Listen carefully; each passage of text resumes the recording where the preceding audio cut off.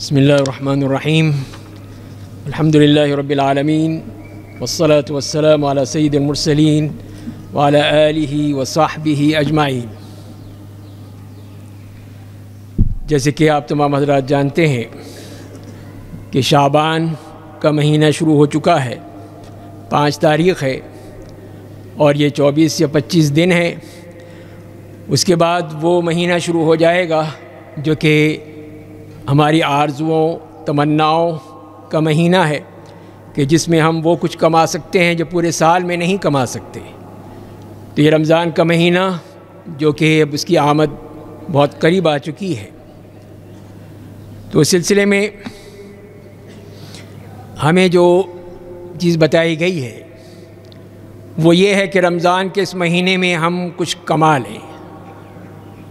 اپنے صحیفہ اعمال میں کچھ بھر لیں۔ اگر ہم خالی ہاتھ جائیں گے تو بتائیے پھر ہمیں کب موقع ملے گا کہ ہم اس کو کچھ کما سکیں؟ تو کمائی کا موقع یہی ہے، اپنے صحیفہ اعمال کو بھرنے کا یہی موقع ہے کہ ہم ان دنوں کو،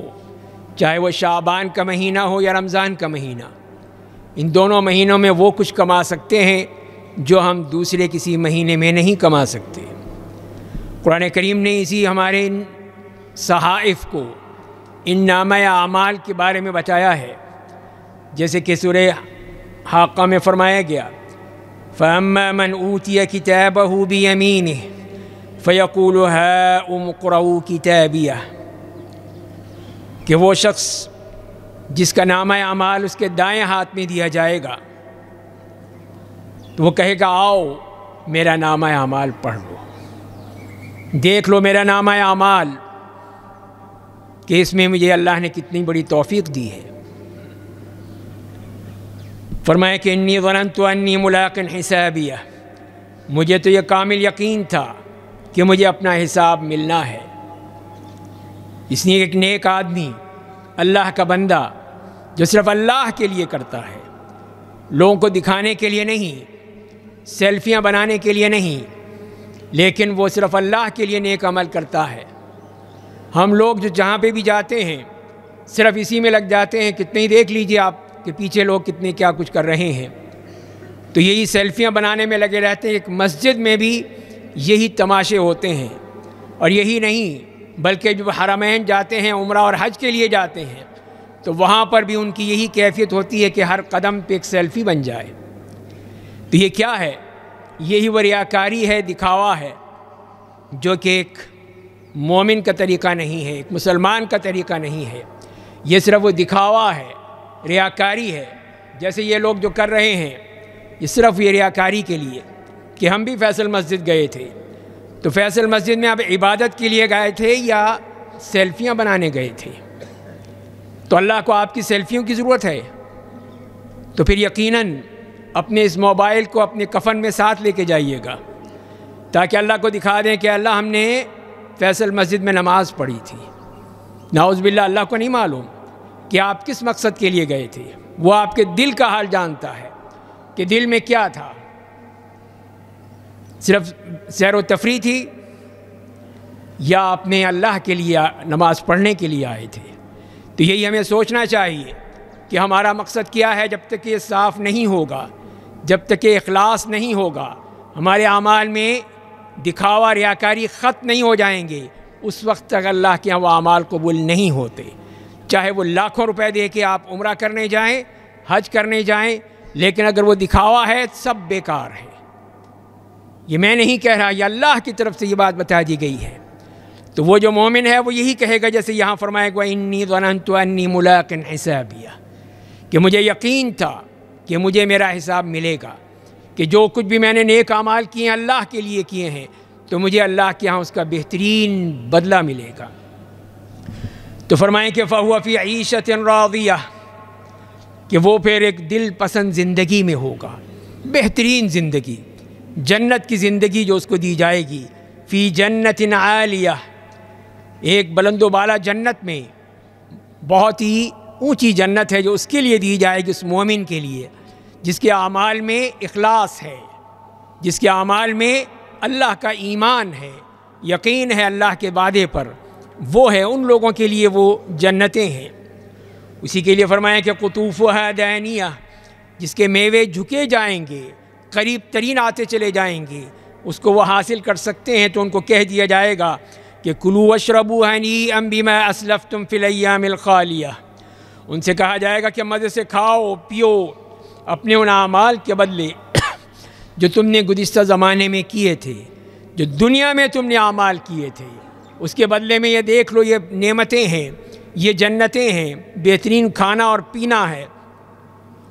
تو اس کے لیے پھر اللہ کی طرف سے کتنی بڑی بشارت ہے۔ تو یہی وہ اعمال ہیں جو لے کر گیا تھا، ان اعمال کے نتیجے میں ہی اس کو یہ بشارت مل رہی ہے۔ اگر اعمال ہی نہ ہو، تہی دامن ہو، خالی ہاتھ ہو، تو بتائیے کیا یہ خوشخبری ملے گی؟ اسی لیے دوسرا پہلو بھی بتا دیا، وَأَمَّا مَنْ أُوتِيَ كِتَابَهُ بِشِمَالِهِ فَيَقُولُ يَا لَيْتَنِي لَمْ أُوتَ كِتَابِيَهْ، لیکن جس کے اعمال کی کتاب اس کے بائیں ہاتھ میں دی جائے گی، اس کے بائیں ہاتھ میں، تو وہ کہے گا کاش کہ مجھے میری کتاب دی ہی نہ جاتی، کتاب دی ہی نہ جاتی، مجھے ملتی ہی نہیں، میرے پاس کوئی کتاب نہ ہوتی۔ اسی لیے اس کے بارے میں فرمائیں کہ وَلَمْ أَدْرِ مَا حِسَابِيَهْ يَا لَيْتَهَا كَانَتِ الْقَاضِيَةَ مَا أَغْنَى عَنِّي مَالِيَهْ هَلَكَ عَنِّي سُلْطَانِيَهْ۔ تو وہ صاف یہی کہتا رہے گا کہ کاش کہ مجھے میری کتاب دی ہی نہ جاتی،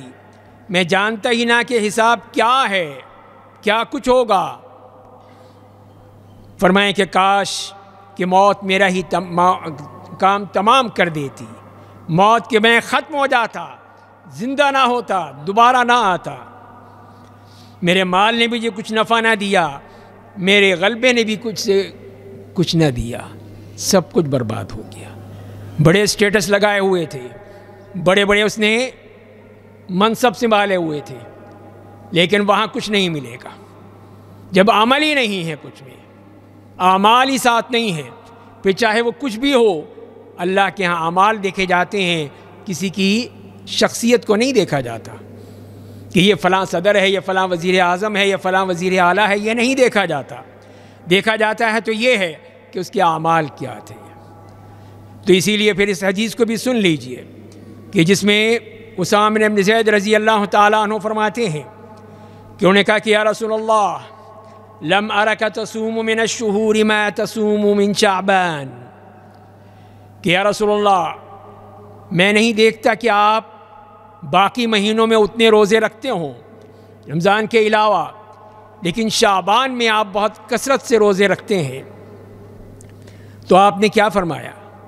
قال ذلك الشهر يغفل الناس عنه، کہ یہ وہ مہینہ ہے جس سے اکثر لوگ غافل رہتے ہیں، غفلت میں پڑے ہوئے رہتے ہیں، کوئی احساس نہیں ہوتا کہ اس مہینے میں ہم نے کچھ کمانا ہے۔ بین رجب و رمضان، یہ رجب اور رمضان کے درمیان کا یہ مہینہ جس کو شعبان کہتے ہیں، وَهُوَ شَهْرٌ تُرْفَعُ فِيهِ الْأَعْمَالُ إِلَىٰ رَبِّ الْعَالَمِينَ، یہ وہ مہینہ ہے جس میں اعمال رب العالمین کی طرف اٹھائے جاتے ہیں، پہنچائے جاتے ہیں، پیش کیے جاتے ہیں۔ سالانہ بجٹ ہے، سالانہ ہمارے اعمال کا پورا ریکارڈ ہے جو اللہ کے سامنے پیش کیا جاتا ہے۔ فَأُحِبُّ أَنْ يُرْفَعَ عَمَلِي وَأَنَا صَائِمٌ، تو آپ فرماتے ہیں کہ میں یہ پسند کرتا ہوں کہ جب میرے اعمال اللہ کے سامنے پیش کیے جائیں تو میں روزے سے ہوں، تاکہ اللہ کے ہاں جب یہ بتایا جائے گا کہا کہ اللہ تیرا بندہ روزے سے ہے۔ تو اس حدیث میں ہم سمجھنے کی کچھ باتیں ہیں کہ ان کو سمجھنے کی ضرورت ہے۔ پہلی بات تو یہ ہے کہ شہر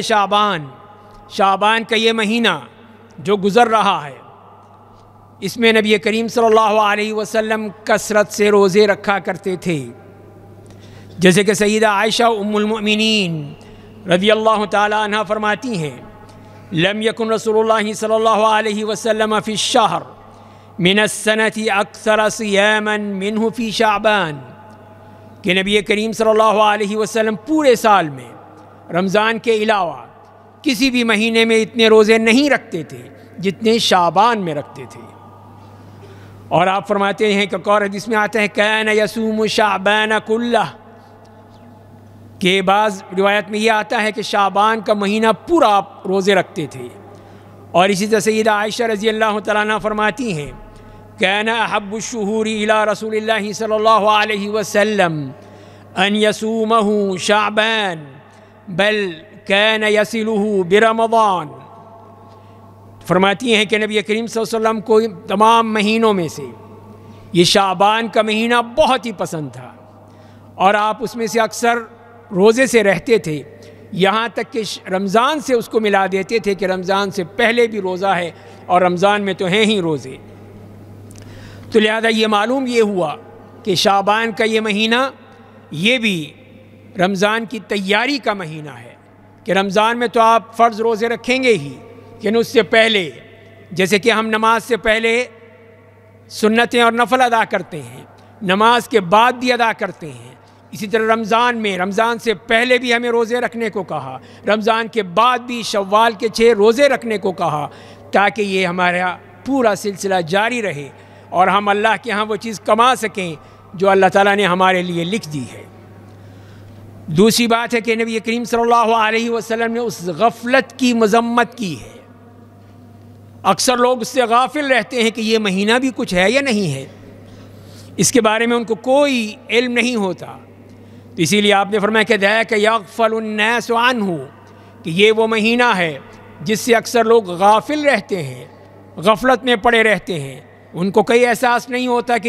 یہ مہینہ رمضان سے پہلے کا ایک پیش خیمہ ہے، رمضان کی تیاری کا مہینہ ہے۔ تیاری سے مراد نہیں ہے کہ آپ اپنے گھر میں اپنی کھانے پینے کی چیزیں بھر لیں، اپنے فریزر اور اپنے فریج بھر لیں، یہ تیاری نہیں، وہ تو رزق ہے ملے گا، لیکن وہ تیاری کہ آپ نے روحانی تیاری کیا کی ہے، کس طرح رمضان کا استقبال کریں گے،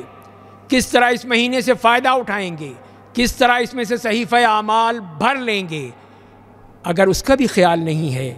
تو پھر کس چیز کا خیال ہے؟ تو یہی افسوسناک بات ہے کہ ہمیں صرف اپنے کھانے پینے کی فکر ہوتی ہے، سحر میں افطار میں کیا کھائیں گے، کیا پئیں گے،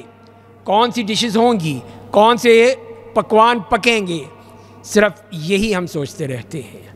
جبکہ نبی کریم صلی اللہ علیہ وسلم فرما رہے ہیں اس مہینے کے بارے میں، شعبان کا مہینہ،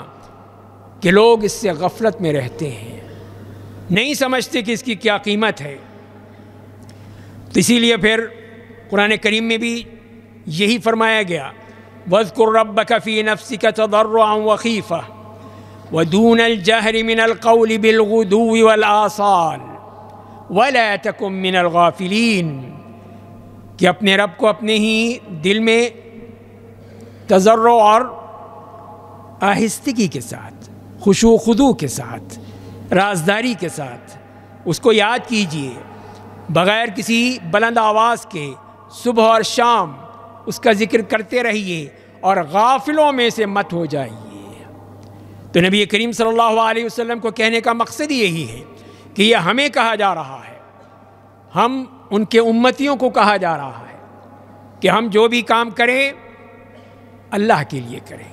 ذکر الہی صبح شام دن و رات چھپا کر اللہ کے لیے کریں، بیان کرنے کی ضرورت نہیں ہے، بتانے کی ضرورت نہیں ہے کہ میں نے اتنے روزے رکھے تھے،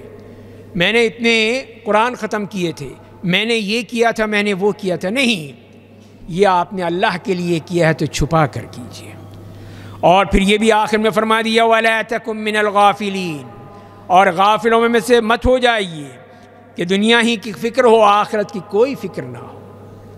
ہم میں سے اکثر مسلمانوں کا یہی طریقہ ہے کہ ہمارا سارا زور دنیا کو جمع کرنے پر ہے،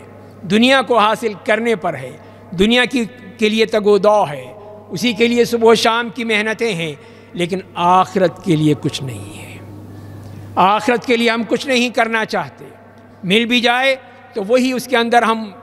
اس قسم کی ریاکاری ڈال دیتے ہیں کہ وہ عمل برباد ہو جاتا ہے، وہ عمل اللہ کے یہاں قبول نہیں ہوتا۔ تو غفلت کی زندگی سے بہتر ہے کہ آدمی اللہ کا قرب حاصل کرنے کی کوشش کرے، اللہ کی طرف لوٹنے کی کوشش کرے۔ تیسری بات جو اس سے معلوم ہوتی ہے اس حدیث سے کہ وہ نیک عمل اور وہ عبادت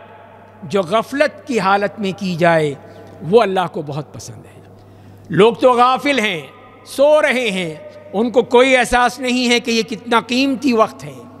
کہ جب اللہ تعالیٰ آسمان دنیا پر تشریف لاتے ہیں اور یہ کہتے ہیں کہ ہے کوئی استغفار کرنے والا، ہے کوئی مانگنے والا، ہے وہ جس کو میں دے دوں، لیکن ہم سو رہے ہوتے ہیں۔ تو یہی وہ غفلت کا معاملہ ہے کہ ہم اسی غفلت میں پڑے رہتے ہیں کہ ہم اس میں کچھ حاصل نہیں کر سکتے۔ تو یہی وجہ ہے کہ وہ وقت ہم سے ضائع ہو جاتا ہے۔ کتنا وہ قیمتی وقت ہوتا ہے، رات کے آخری پہر میں جب اللہ تعالیٰ کی طرف سے یہ منادی دی جاتی ہے، لیکن ہم سب غفلت کی نیند سو رہے ہوتے ہیں۔ تو اسی لیے پھر اس غفلت کے وقت میں کہ جب سب لوگ سو رہے ہوں، اس وقت اٹھ کر عبادت کرنا، اس وقت اپنے رب کو یاد کرنا، یہ کتنا اللہ کو پسند ہے۔ اللہ کو اس سے بہت ہی محبت ہے اس شخص سے جو اس وقت اٹھ کے اپنے رب کو یاد کرتا ہے۔ تو جیسے کہ قرآن کریم نے فرمایا ان ربک یعلم انک تقوم ادنی من ثلثی اللیل ونصفہ وثلثہ وطائفۃ من الذین معک واللہ یقدر اللیل والنہار۔ تو اللہ تعالیٰ نے نبی کریم صلی اللہ علیہ وسلم کے بارے میں یہ بتا دیا کہ آپ کا رب جانتا ہے کہ آپ رات میں 2/3 وقت کے قریب آپ اس میں اٹھتے ہیں،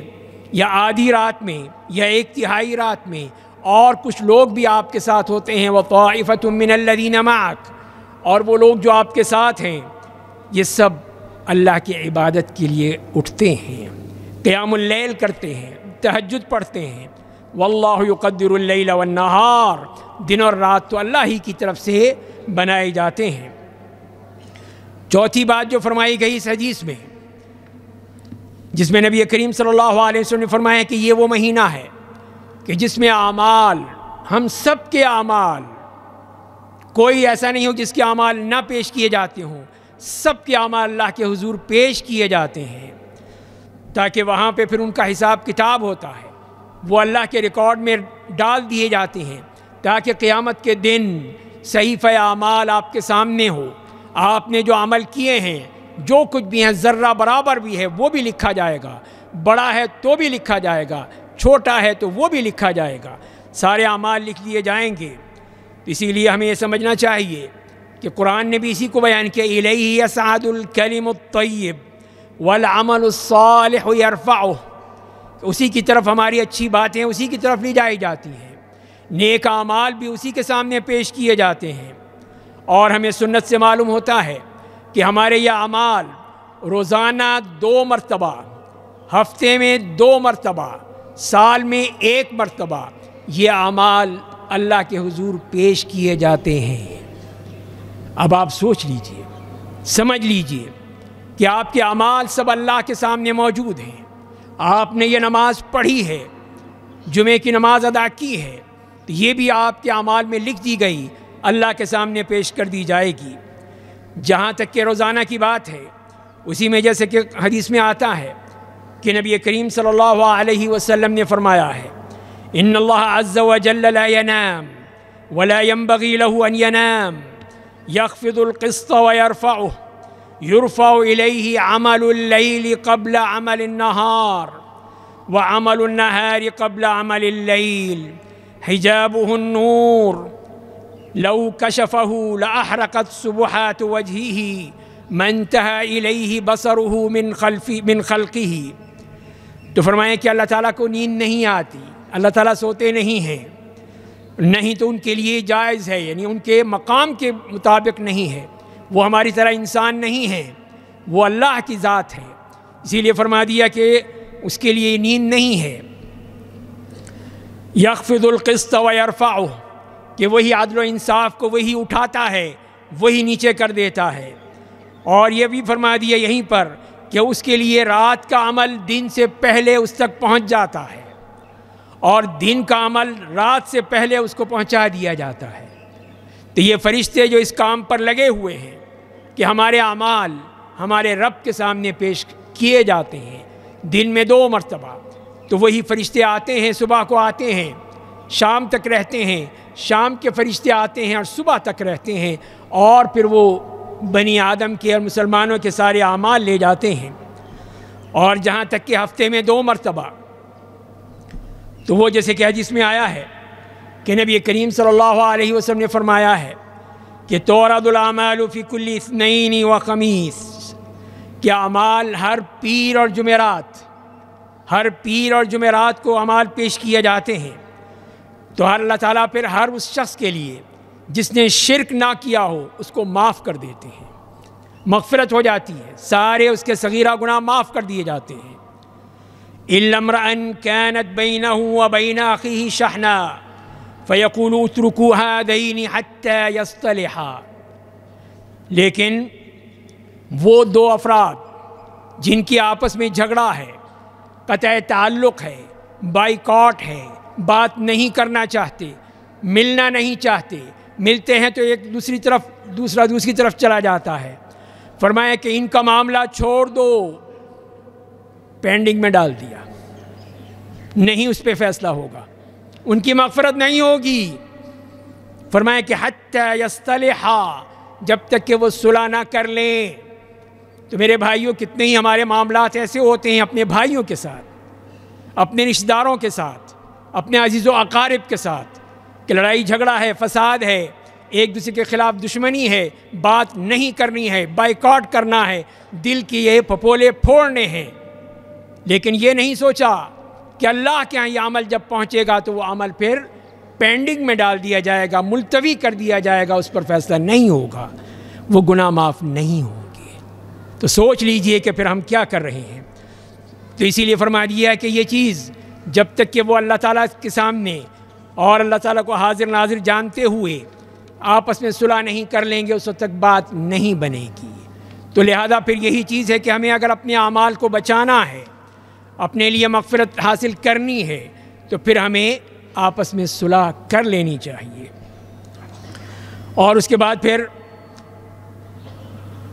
ساتھ پھر یہ ہے کہ توبہ کا معاملہ ہے کہ توبہ بھی کریں، اللہ تعالیٰ سے اپنے گناہوں کی توبہ کرتے رہیں، اس لیے کہ اللہ تعالیٰ نے صاف کہہ دیا ہے ان اللہ لا یغفر ان یشرک بہ ویغفر ما دون ذلک لمن یشاء، کہ بے شک اللہ تعالیٰ معاف نہیں کرے گا کہ اس کے ساتھ شرک کیا جائے، کوئی اس کی ذات باری تعالیٰ کے ساتھ کسی مخلوق کو بٹھا دے کہ جہاں اللہ رزق دیتا ہے وہاں یہ بھی دیتا ہے، جہاں اللہ اولاد دیتا ہے وہاں یہ بھی دیتا ہے۔ یہی تو شرک اکبر ہے کہ اللہ کی صفات کو ہم مخلوقات میں دیکھنے لگیں، ان میں دیکھ کے ہم سمجھیں کہ یہ بھی وہی کام کرتا ہے۔ تو فرمایا کہ اس کے لیے مغفرت نہیں ہے سوائے یہ کہ وہ توبہ کر لیں، اور دوسرے تمام گناہ وَيَغْفِرُ مَا دُونَ ذَلِكَ لِمَن يَشَاءُ، اور اس کے علاوہ جس کے لیے چاہے وہ سارے گناہ معاف کر دیتا ہے۔ یہ ہے اللہ کی شان۔ تو اس کے لیے وہی ہے کہ ہم جتنا بھی اللہ سے توبہ کرتے رہیں گے، استغفار کرتے رہیں گے، رمضان کی تیاری میں اپنے آپ کو پاک کرتے رہیں گے، اتنا ہی ہمارے لیے بہتر ہوگا۔ اور جہاں تک کہ وہ سالانہ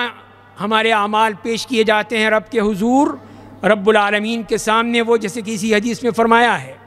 کہ وَهُوَ شَهْرٌ تُرْفَعُ فِيهِ الْأَعْمَالُ إِلَىٰ رَبِّ الْعَالَمِينَ،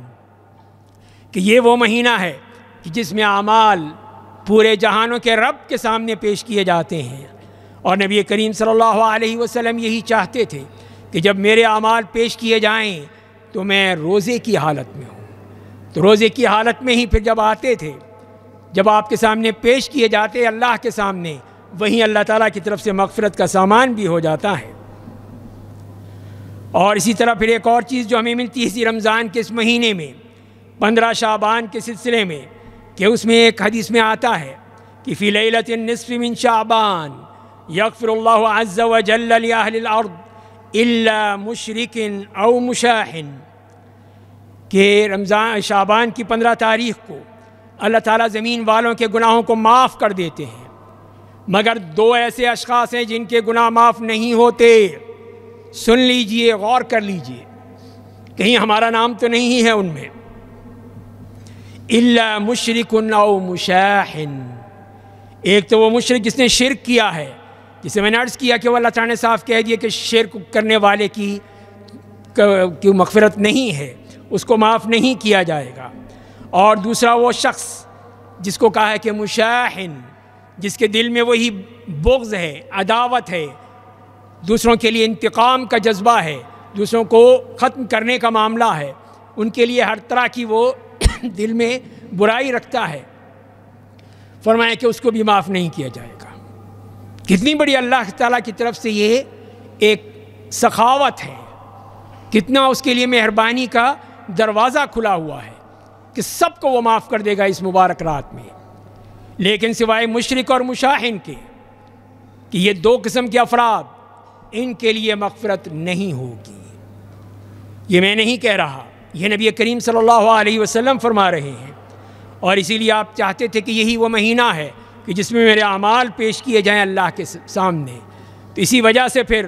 انہی لوگوں کے لیے پھر مغفرت ہے جو اللہ کے سامنے توبہ کر لیتے ہیں، استغفار کر لیتے ہیں، اپنے رب کو منا لیتے ہیں۔ تو اسی لیے فرمایا گیا کہ الا من تاب وآمن وعمل عملا صالحا فاولئک یبدل اللہ سیئاتہم حسنات وکان اللہ غفورا رحیما ومن تاب وعمل صالحا فإنه يتوب إلى الله متابا، کہ گناہوں کا ذکر کرنے کے بعد یہ اللہ تعالیٰ نے فرما دیا مگر وہ لوگ، وہ شخص جس نے توبہ کی، ایمان کی تجدید کی، اپنے ایمان کو مضبوط کیا، نیک عمل کیے، اللہ تعالیٰ اس کے گناہوں کو نیکیوں میں بدل دیں گے۔ کتنا بڑا احسان ہے میرے رب کا کہ گناہ بھی نیکیوں میں بدل جاتے ہیں جو توبہ کرتے ہیں، ایمان لاتے ہیں، عمل صالح کرتے ہیں اور اپنی توبہ پہ قائم رہتے ہیں، اللہ تعالیٰ ان کی گناہ بھی نیکیوں میں بدل دیتے ہیں۔ وَكَانَ اللَّهُ غَفُورًا رَحِيمًا، اللہ تعالیٰ مغفرت کرنے والا، رحم کرنے والا ہے۔ پھر دوبارہ پھر فرمایا وَمَن تَابَ وَعَمِلَ صَالِحًا فَإِنَّهُ يَتُوبُ إِلَى اللَّهِ مَتَابًا، کہ جس نے توبہ کی اور نیک عمل کیے تو وہی اللہ تعالیٰ کی طرف لوٹتا ہے۔ تو یہ ہے وہ طریقہ کہ ہم رمضان کی تیاری اس لحاظ سے کریں، نیک عمل کے ذریعے سے، صلہ رحمی کے ذریعے سے، والدین کی خدمت کے ذریعے سے، توبہ اور استغفار کے ذریعے سے، قرآن کریم کی تلاوت کے ذریعے سے، کہ ہم نے قرآن کریم کی تلاوت کے ساتھ ساتھ قرآن کریم کو سمجھنا بھی ہے کہ یہ کتاب وہ نہیں ہے کہ صرف تبرک کے لیے ہے، یہ کتاب وہ ہے کہ جس کے ذریعے سے ہمیں اپنے پوری زندگی کو بدلنا ہے، زندگی کو قرآن کے مطابق ڈھالنا ہے، تبھی ہم کامیاب ہوں گے۔ تو اسی لیے میرے بھائیو اصل چیز یہی ہے کہ ہم اس مہینے کو شعبان اور اس کے بعد رمضان، اس کو اپنے صحیفہ اعمال کے لیے بنا لیں، اس میں ہمارے لیے نیکیوں کی پوری طرح بھرپور نمائندگی ہو، بھرپور طور پر وہی نیکیاں ہی شمار ہوں۔ اللہ تعالی ہم سب کو اس کی توفیق عطا فرمائے۔ وآخر دعوانا ان الحمد للہ رب العالمین۔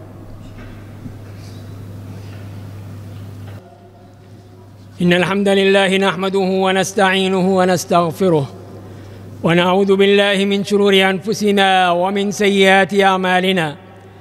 من يهده الله فلا مضل له ومن يضلله فلا هادي له،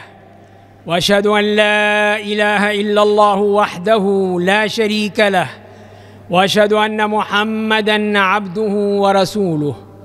يا أيها الذين آمنوا اتقوا الله حق تقاته ولا تموتن إلا وأنتم مسلمون۔ يا أيها الناس اتقوا ربكم الذي خلقكم من نفس واحدة وخلق منها زوجها وبث منهما رجالا كثيرا ونساء، واتقوا الله الذي تساءلون به والأرحام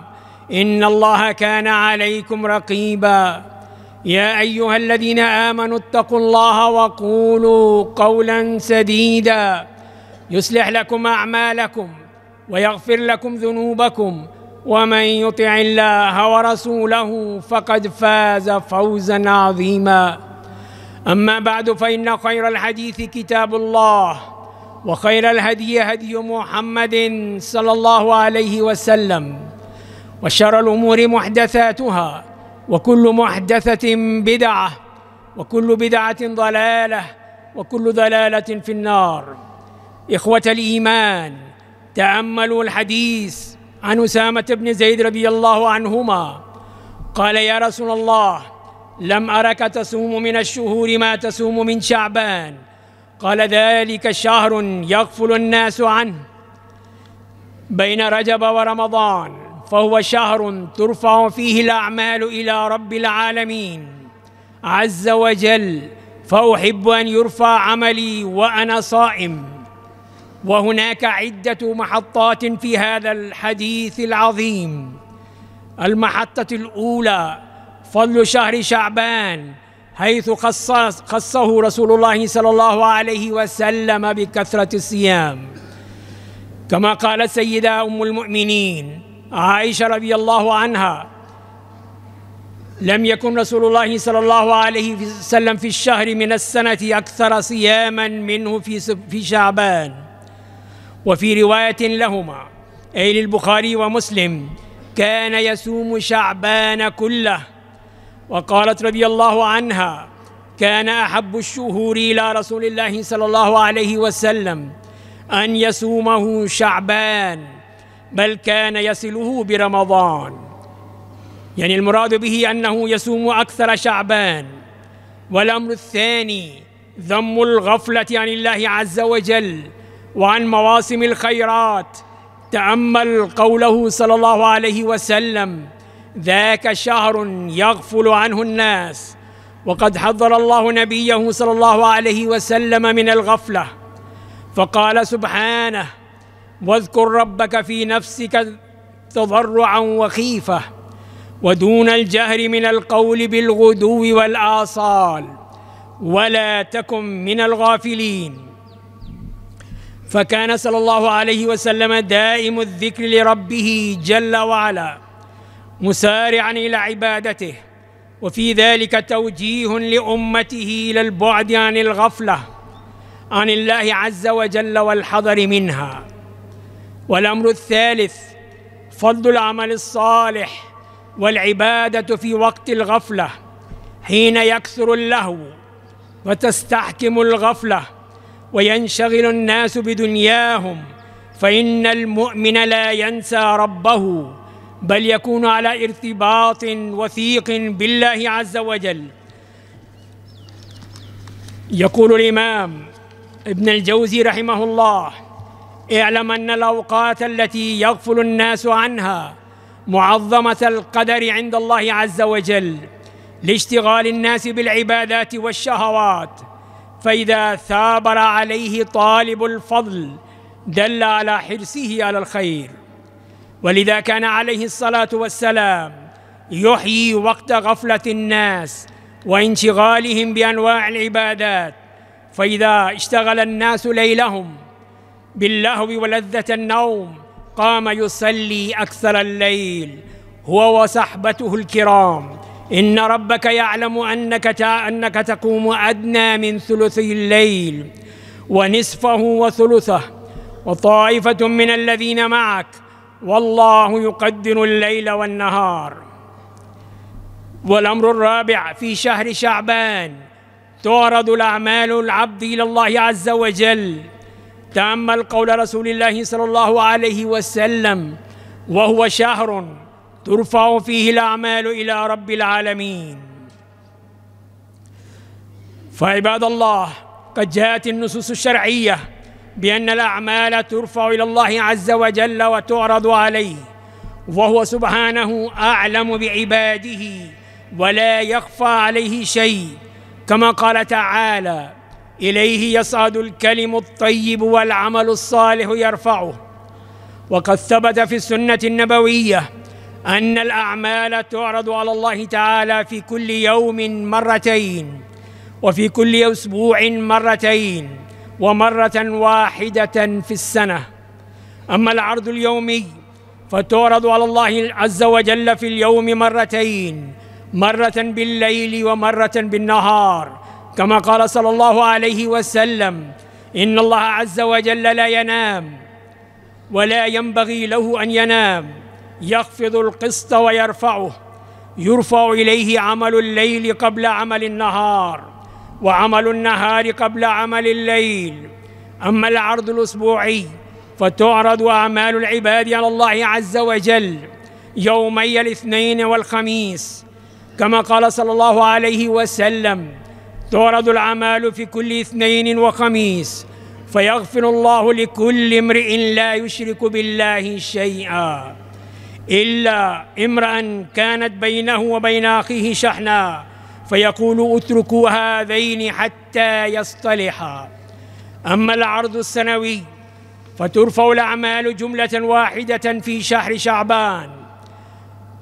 ففي هذا الحديث الذي قال فيه النبي صلى الله عليه وسلم: وهو شهر ترفع فيه الأعمال إلى رب العالمين،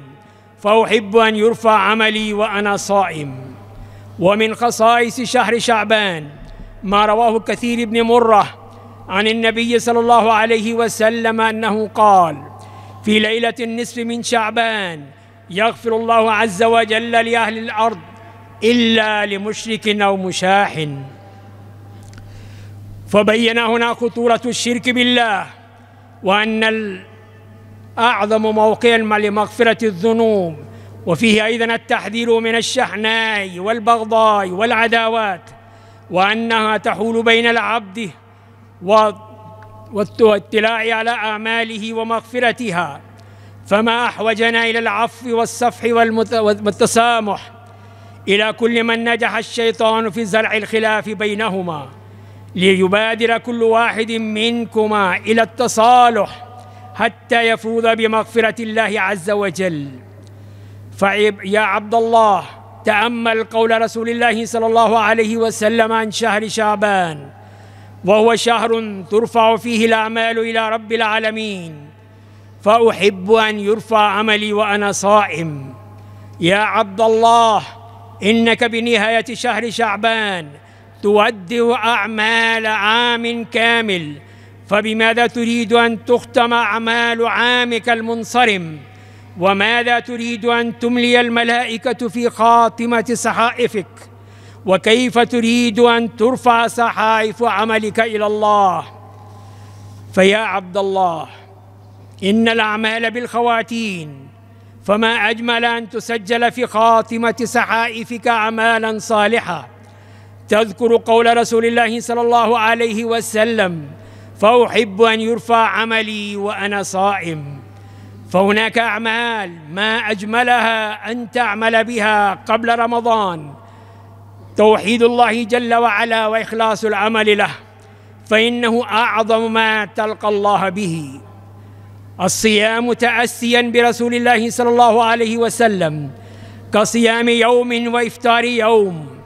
أو صيام الاثنين والخميس والأيام البيض. وما أجمل أن تقع صحائف عملك وأنت صائم. بر الوالدين وصلة الأرحام، فإن من وصلها وصله الله، ومن قطعها قطعه الله. التوبة وكثرة الاستغفار، فإن التوبة تجب ما قبلها، وتبدل السيئات إلى الحسنات، كما قال جل ذكره: إلا من تاب وآمن وعمل عملا صالحا فأولئك يبدل الله سيئاتهم حسنات وكان الله غفورا رحيما. ومن تاب وعمل صالحا فإنه يتوب إلى الله متابا. أقول قولي هذا واستغفر الله لي ولكم ولسائر المسلمين من كل ذنب فاستغفروه إنه هو الغفور الرحيم.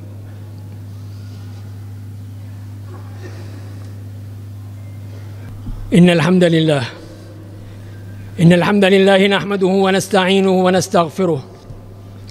ونعوذ بالله من شرور أعمالنا من سيئات أعمالنا. عباد الله، إن الله قد أمركم بأمر بدأ فيه بنفسه وثنى بالملائكة وثلث بكم فقال: إن الله وملائكته يصلون على النبي يا أيها الذين آمنوا صلوا عليه وسلموا تسليما. اللهم صل على محمد وعلى آل محمد كما صليت على إبراهيم وعلى آل إبراهيم إنك حميد مجيد. اللهم بارك على محمد وعلى آل محمد كما باركت على إبراهيم وعلى آل إبراهيم إنك حميد مجيد. وارض اللهم عن الخلفاء الأربعة أبي بكر وعمر وعثمان وعلي، وعن سائر أصحاب نبيك أجمعين، وعن التابعين ومن تبعهم بإحسان إلى يوم الدين. وعنا معهم بعفوك وكرمك وإحسانك يا أرحم الراحمين. اللهم أعز الإسلام والمسلمين، اللهم أعز الإسلام والمسلمين، اللهم انصر عبادك المجاهدين في فلسطين، اللهم انصرهم، اللهم سدد رميهم، اللهم قو عزيمتهم، اللهم انصرهم على عدوك وعدوهم، اللهم اجعل لهم من كل هم فرجا ومن كل ضيق مخرجا. اللهم انصر إخواننا في فلسطين، اللهم انصرهم في غزة، اللهم إنهم مظلومون فانتصر لهم، اللهم كن لهم ناصرا ومعينا ومؤيدا وظهيرا. اللهم إن الصهاينة قد طغوا وبغوا وقتلوا واسرفوا واعتدوا، اللهم فل جيوشهم ودك عروشهم، اللهم اقتلهم بسلاحهم واحرقهم بنارهم وسلط عليهم جندا من جندك يا قوي يا عزيز. اللهم يا منزل الكتاب، يا مجري السحاب، يا هازم الأحزاب، اللهم زلزلهم من تحت أقدامهم وألق الرعب في قلوبهم واجعلهم عبرة للمعتبرين. اللهم قاتل الكفرة الذين يسدون عن سبيلك ويعادون أولياءك، وأنزل عليهم عذابك ورجزك يا إله الحق. اللهم طهر المسجد الأقصى من رجس اليهود، اللهم أذل الشرك والمشركين ودمر أعداءك أعداء الدين،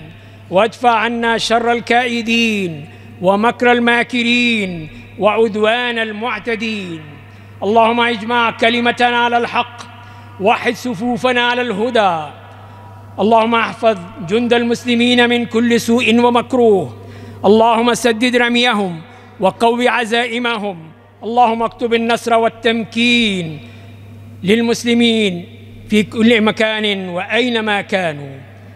اللهم آمنا في أوطاننا، واجعل ولايتك في من خافك واتقاك واتبع رضاك يا أرحم الراحمين. عباد الله رحمكم الله، إن الله يأمر بالعدل والإحسان وإيتاء ذي القربى وينهى عن الفحشاء والمنكر والبغي، يعظكم فاذكروا الله ذكرا كثيرا، وأقم الصلاة.